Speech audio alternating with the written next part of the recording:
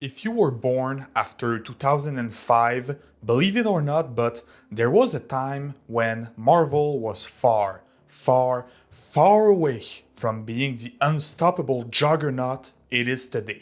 Between the late 90s and early 2000, all the Marvel properties were spread out throughout multiple production studios. Sony had Spider-Man, Fox the X-Men, Universal the Hulk, and so on. Selling the right to their most popular character was, for the Red and White company, the only way to keep existing until they took a bet. They had a few mildly popular characters left, among them Tony Stark or Iron Man. The idea was to make a movie on this character, to borrow all the money to finance it, and if the movie failed, Marvel was gone for good. Next up, you know it, Iron Man was a big success and it kicked off the Marvel Cinematic Universe, a gigantic saga regrouping different main characters. Idea borrowed to Universal and their monster universe. We are standing now, 15 years later, where Marvel has an army of toxic lovers and haters behind them, ranging from basic meme culture to apex director qualifying this universe of not being real cinema, obviously with some reasonable follower in between. But why so much hate? Is it just because the movies are popular and are generating a lot of heat? Or is there a problem beneath it? A problem laying at the foundation of the premise of the MCU. Ladies and gentlemen, greetings and welcome to Screen Scene, the show where we review pop culture. I'm Alex from Zelrix and today we'll be discussing the world building of the Marvel Cinematic Universe.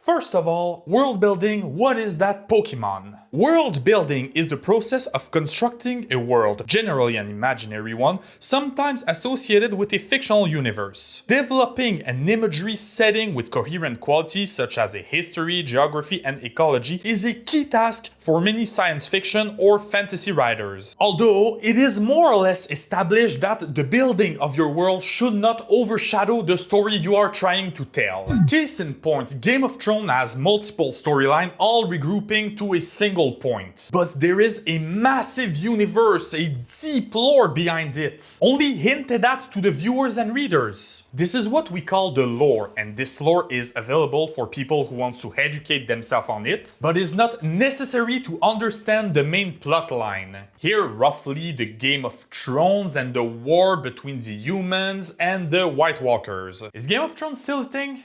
Nah, no way Game of Thrones still a thing. Aang, Sokka, and Katara traveling all around the world to help Aang master the four elements, that's part of the main story. But knowing what kind of underwear the air nomad wore, it's crap, but it is technically world building. That's for smaller universes composed of a single movie, 3 movies, or even 3 seasons of a television show. But with a universe as gigantic as the Marvel Cinematic Universe, exploring the world you are building is the obvious path to take. So you better pray you did a wonderful job building that world. There are some subtlety in the writing of the world, some mistakes to easily avoid, and unfortunately for Marvel, these codes are not always welcome in their studios. So be sure to at least be caught up with the Marvel Cinematic Universe, because this is Marvel versus the world building. What are they doing wrong? A lack of belief. Marvel is known for many things, and one of these things is the humor in their movie. Hey. What's your name? Casey. Give me the Tesseract or I'll gut you like a fish, Casey. What's a fish? What's a fish? How do you not know what a fish is? No way, that's his girlfriend. No way. There is one name you may know me by.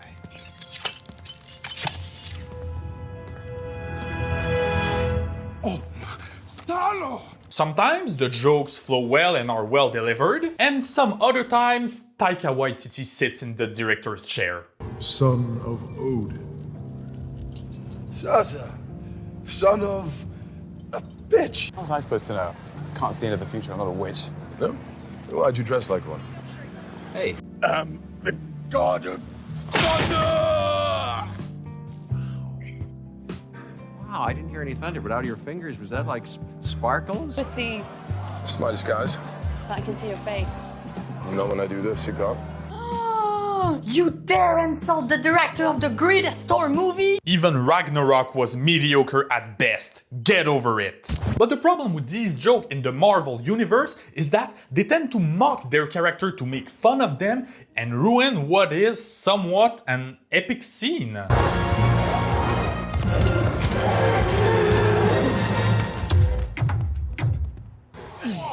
You killed my mother! I tried so hard to find the form that best suited you!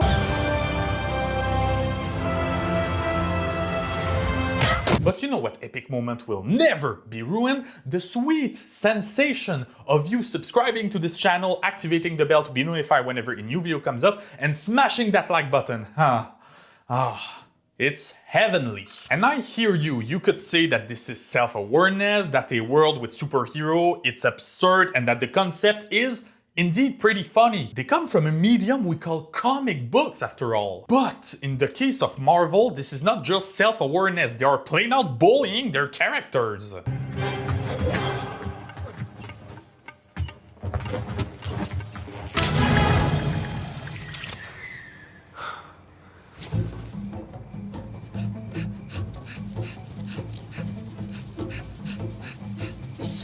They don't believe in their movies, and this is the first lesson you learn in film school. If you, as the director and producer, don't believe in your product, why the hell should the audience believe in it? An incoherent universe. Do you know why comic books are not as read as movies are watched? Because being part of the comic book fan community, it's a commitment. Especially when you're like me and you like Marvel, DC Comics, and other shared universes. The same commitment is required from the writers to be sure to present a coherent product. For example, let's say you want to write a comic book about Iron Man and Mr. Fantastic going back in time to stop Thanos from getting the Infinity Stones. Only problem is, another writer is already writing a Fantastic Four story where Mr. Fantastic is stuck in another dimension. And yet another writer has already established that Galactus has erased Thanos from reality. But all the stories are already pitched and greenlit. The question remains, as a writer, how can you make that work? What lines do you need to jiggle around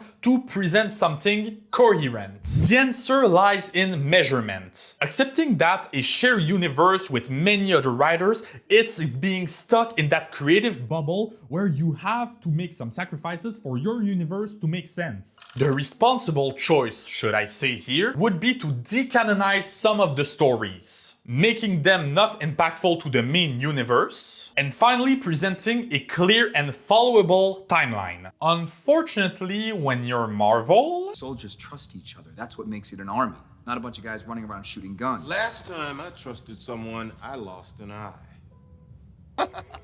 Those bad guys still in there somewhere. Oh, mother fucking! You okay? Yeah, it's just a scratch. No. Up until now, we've only seen surface problem, little points to work on which are really forgivable. And granted, there is a good part of nitpicking in there. But trust me, there are deeper problems hidden in the core of the MCU. Missexploited Multiverse. The multiverse is a theory that can be retraced all the way back to 1895 with the American philosopher William James. A theory stating that there are multiple universes, multiple versions of our reality, and that we're only experiencing one of these versions. In fiction, the multiverse is nothing short of a gold mine. The opportunity to do whatever you want, whenever you want, regardless of any consequences. Each fiction have their own free interpretation of the multiverse. For example, Futurama states that there are only two universes, even though the What If machine could count as a multiversal explorer. Star Wars has the canon and legend universe separating their multiverse in only two entities. DC Comics has an entire system of the multiverse with lower and higher power universe all connected. And in pop culture, the multiverse began gaining popularity with Rick and Morty, where it became clear that the possibilities were endless. And Marvel, they take that gold mine and they're flushing it down the toilet. The opportunity to do whatever you want, to put any character in any kind of situation, regardless of any consequences, even making it in animation instead of live action, and making a buttload of higher possibilities. Seeing as how live action has limitation that animation doesn't have. I'm pitching right now what should have been the best MCU product, all media scrambled. What if? In instead of that, not only did they rehash the same concept with a little twist, not only did they rip themselves off doing yet another Avengers team up, we've seen that before, I don't know if you've noticed. Also, the dumbest thing any studio executive could have taken. They made What If canon. What If canon. The essence of a what if story is to do something without canon consequences. They forgot to put what if in my what if. I am exposed to a what if less what if right now. So instead of that, we're stuck with this animated version of the MCU with only little differences. I like to compare pop culture to food. What if is like ordering a cheeseburger and the delivery boy brings you a pizza. It can be the goddamn best pizza you'll ever have the honor to poop.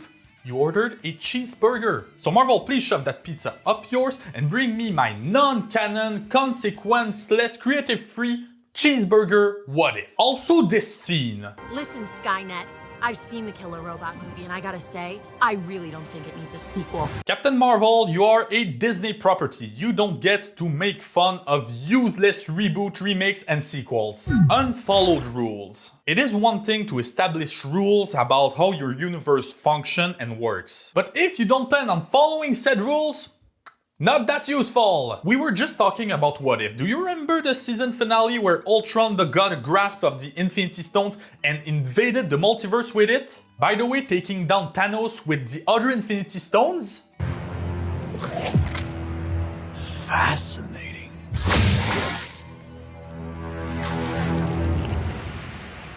This creates the problem that in the comics, when you take the Infinity Stones and remove them from their native universes, they are rendered perfectly useless. Kind of logic when you think about the fact that the Infinity Stones are essentially what holds reality and existence together, or at least are at the origin of said existence. You are literally taking a piece of the universe away from it. Of course it becomes useless. And obviously we're talking about an adaptation. Maybe in the Marvel Cinematic Universe and Multiverse, the Infinity Stones work differently, blah blah blah.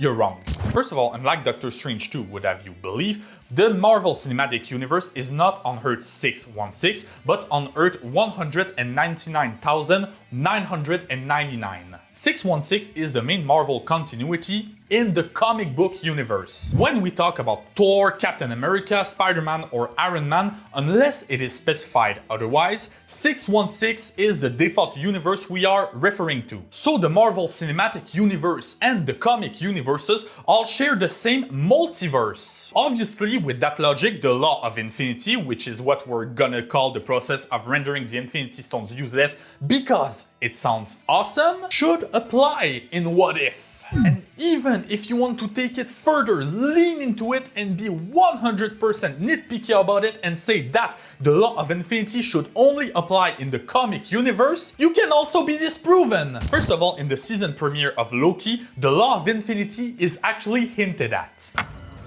What? Infinity Stones? Oh, we actually got a lot of those. Yeah, some of the guys use them as paperweights. After that, it was even confirmed that it exists in the Marvel Cinematic Universe behind the scene. It was put on paper by Marvel executive. And Marvel still managed to forget it a few weeks later when What If aired its season finale. At this point, it's not just a continuity error, they plainly don't care. To avoid people saying I'm just bashing for free on What If, I'm now gonna bash for free on Spider-Man No Way Home. What? You're gonna insult the greatest Spider-Man product of all time? Look, Salty, a No Way Home deleted scene. Ooh, I gotta analyze it over and over every frame, every second. Ah, toxic fans. Dangerous, yet dumb. The general pitch of No Way Home is Peter opening the door of the multiverse and fighting villains from his previous iteration. The rule is villains who know Peter Parker is Spider-Man will invade the MCU. Only problem is, a rule as simple as that can't even be followed. Electro didn't know who Spider-Man was, but Harry Osborn did, so why wasn't Harry teleported in the MCU? Peter, when you said Spider-Man said no, you meant you said no. Don't tell me it's to avoid him stealing the show from Willem Dafoe. There's clearly a better Goblin here. Meanwhile, why was Venom even teleported? The premise of the entire Venom franchise is a world without Spider-Man. It's because all the Venom symbiotes are connected throughout the multiverse via a huge hive mind. It's a bullshit excuse that barely justifies lazy writing, and you know it. It's a reasonable explanation. How is that bullshit? First of all, the symbiote himself isn't per se Venom. The being it becomes when it attaches himself to Eddie Brock is Venom. Then, if all the Venom in all the multiverse know Peter Parker is Spider-Man, you expect me to believe not only that there is only one Venom who got teleported, but also that is the one who's never seen a Spider-Man?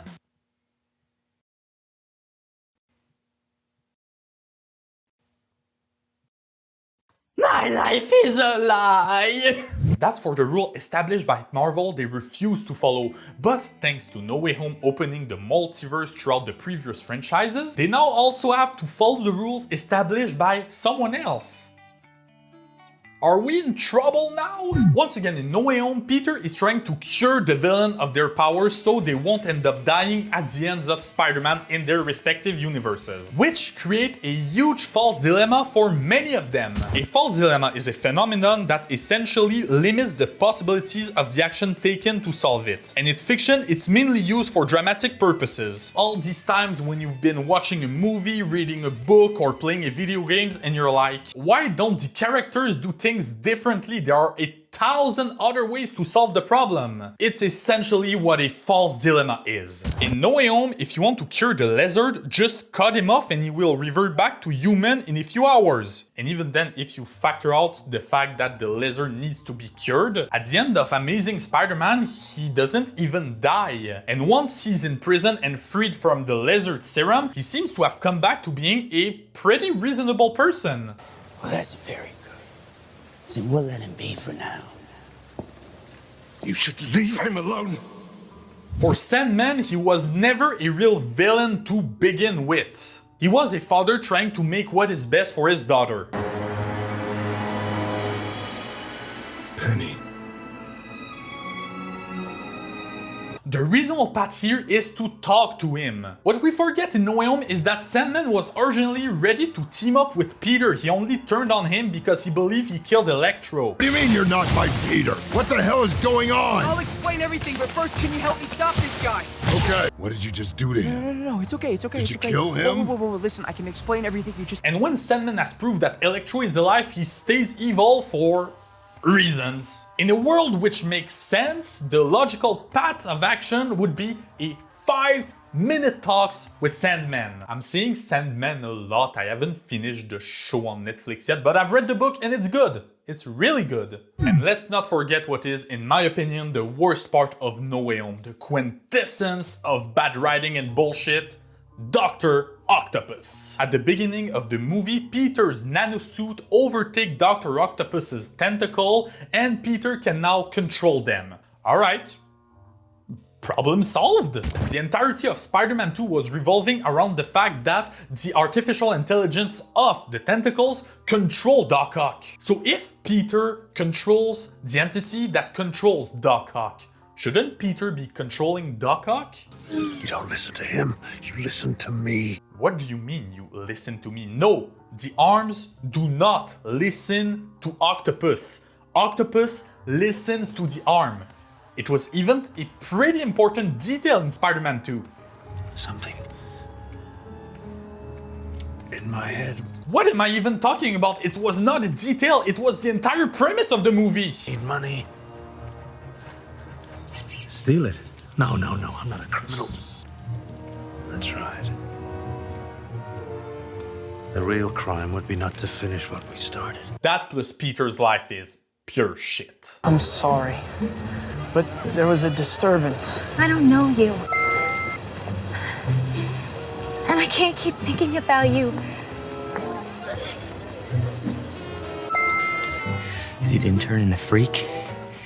Isn't that right? Huh? Isn't that right? Huh, brother? It's Mary Jane Watson.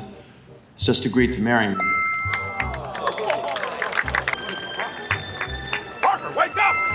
Wake up! Shoot the picture! Oh, and also Electro didn't know who Spider-Man was. And even if he had known, his powers were not the problem. The problem is he had no self-esteem and was idolizing a guy who saved him once because he needs mental help.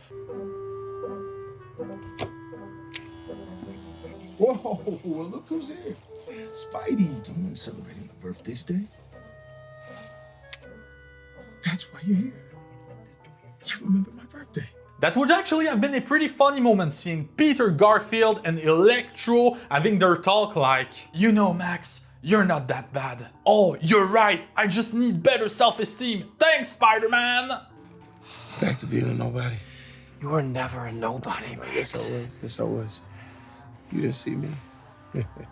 So I can keep listing incoherence, lack of belief, false dilemmas in the MCU all day. Trust me, I can. There's a lot of them. But do you want to know what's the biggest problem with Marvel's world building? It's the fact that Marvel didn't build a world. Marvel versus reality. Stan Lee himself considered Marvel as a reflection of the real world. Characters who are, yes, overpowered, but also in their characterization are deeply flawed. Characters we can relate to. Characters with the same flaws as the readers, viewers. Long story short, Spider-Man has trouble getting a girlfriend, getting good grades, coping with the death of Uncle Ben, and he has financial troubles. Same problem some fans may experience in their everyday life. Opposing to DC Comics, where the characters represent an ideal or the opposite of it, a somewhat godly or devilishly figure to look up to. For example, Superman is the symbol of hope and good-heartedness, while Lex Luthor, his arch nemesis, is the representation of everything that is not going well in the world. He's financially greedy, he's envious of Superman, and he uses his superior intellect and money to basically do bad things. Seriously, go on Google and check out the worst thing Lex Luthor has ever done. He's a cupcake thief. The Silver Age of comic book was weird. It was weird. But Marvel is supposed to be a reflection of the real world, some kind of entity the viewer can attach and identify to. That is what a reflection is, but Marvel is no reflection no more. Marvel is the real world. What I mean is that to any situation or event, the Marvel characters will react the same way us, human in the real universe, would. For example, in Miss Marvel, the simple fact that there is an Avenger Con, isn't that like if in our own world we had some kind of convention for soldiers, billionaires, and churches? All hail the Church of Elon Musk! Meanwhile, in Hawkeye, in the first episode, we are exposed to Rogers the Musical, a show retracing the Battle of New York. A musical comedy about the Battle of New York, where hundreds or even thousands of New Yorkers lost their lives or even were injured. Badly. As a Marvel fan, seeing a musical retracing the life of Captain America and the key moments of the Infinity Saga, yes, this is awesome. It's a new way to experience something you love, it's wonderful. But as a Marvel character, this is the equivalent of having September 11th, the musical, or even worse, World War II, the live show, in a synagogue. Oh, sorry, I think I lost my monetization. Anyone seen it? No? Then there is the Infinity Gauntlet. You know it because you've seen it everywhere for the past 4 years. There were even so many goodies on it, you probably own one if you're watching this video. But in Thor Love and Thunder, once again mild spoilers here, in the middle of New Asgard, the Asgardian refugee city, there is an ice cream shop named Infinity Cones, with the Infinity Gauntlet as the logo. Yeah, let that sink in. The Infinity Gauntlet is the key tool that allowed Thanos to make a massive genocide. Half of the population of the universe was wiped out in the snap of a finger. And even it's worth knowing the fact that it is in the middle of New Asgard. Because if you remember Infinity War correctly, even before Thanos had the second Infinity Stone, he attacked the refugee Asgardian ship. This ice cream shop is literally on the planet at the worst possible spot. It's like erecting a monument to Little Boy in the middle of Hiroshima and Nagasaki. It is beyond poor tasted and unfunny. Who directed this? Oh, right. He directed this. He did. it's becoming problematic. So in conclusion, the problem with Marvel is not the oversaturation of special effect or the simplistic storyline. You'll notice that a finished product and simple storyline are the best way to tell a story, because they are A, recognizable, and B, easy to understand. So the message you're trying to communicate through any medium can be easily understood. No, the problem is simply that they are prioritizing quantity over quality, which is already stretching them pretty thin. Have you ever wondered why the CGI in Marvel product is only going downhill in terms of quality? It's because there are too many projects to work on and limited budget. And the same thing goes for the attention to writing and world building. Marvel are capitulating themselves into this creative bubble that is pretty impossible to escape by now. Why? Because they know no matter what they put in our theaters, they'll sell toys. Hey, come on, have you seen my displays? I'm not that innocent in there. And obviously this video is made to focus on the negative point, to truly expose what they are and eventually give some points to work on to finally elevate the products to their full potentials. There are some installments of MCU movies which are pretty good. We think obviously of the Doctor Strange saga, which is wonderful in terms of directing, especially after they put Sam Raimi in the director's chair. That was a smart move. Or the Guardians of the Galaxy, which is often seen as a side adventure because it's deep in space, so things happening on Earth have slim to no consequences. Unfortunately, the MCU is not interested in building its own world, but rather to invade ours. So there you go, guys. Tell me, what do you think about this video? What do you think about the Marvel Cinematic Universe in general? And what are your favorite MCU movies in the comment section down below? You can watch my last video by clicking right here, or watch more Marvel content by clicking right there. Then remember to subscribe and activate the bell to be notified whenever a new video comes up. Follow me on my social medias to support my artwork. And as always, thanks for watching.